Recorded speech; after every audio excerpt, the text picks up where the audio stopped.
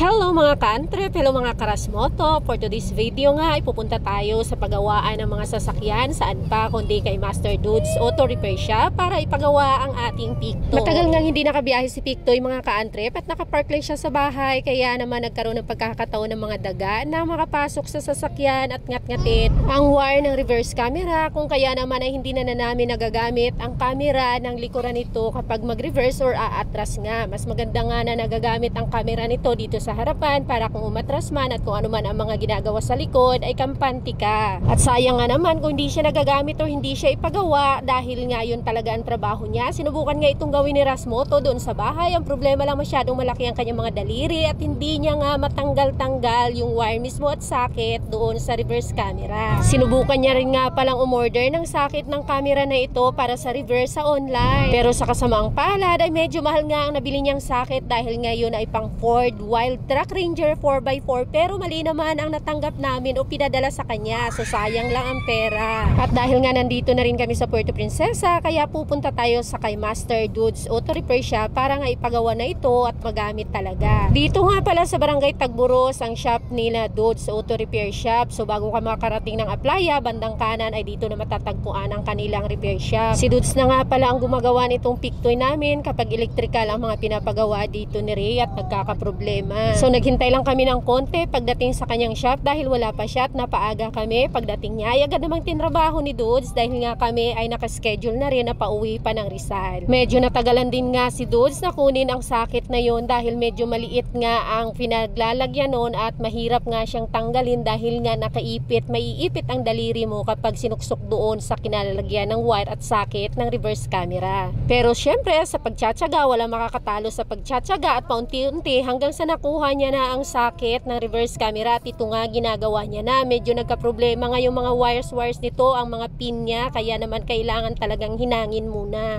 So hininang siya, paulit-ulit na hininang, paunti-unti hanggang sa umistraight na yung kanyang pin dahil nga tumabingi na yung mga pin, siguro na rin sa kakapilit ni Rasmoto na tanggalin or iabanti at ras yung sakit. Pero dahil nga sa medyo mahirap talaga siyang kunin, kaya nagkalasog-lasog ang pin ng sakit. Mabuti na lang talaga lahat ng mga mekaniko ay talagang matsatsaga at ito nga pagkatapos nga na mahinang ni Dudes itong sakit at ang mga pinito ay kanya na ring inipoxy para mas matibay. Medyo nakatipid na nga kami mga karasmoto, mga ka-antrep, dahil mahal din itong sakit, reverse sakit at pin with pin itong reverse camera ng Ford Wild Truck 4x4 pickup. Ayan, pagkatapos nga ng halos 2 oras mga ka-antrep ay tapos na nga at ito na, gumagana na itong aming reverse camera ni Pictoy. Happy na.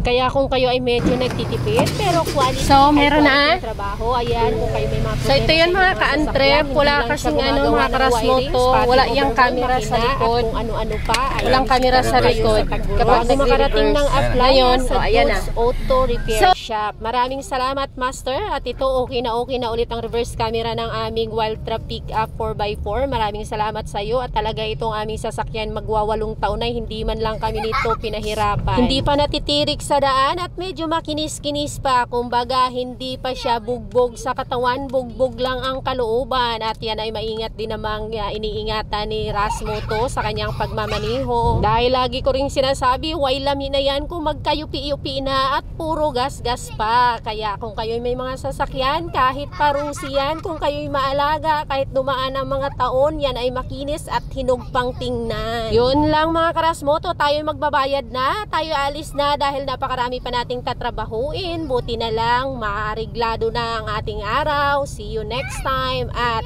ingat palagi. Please follow and share.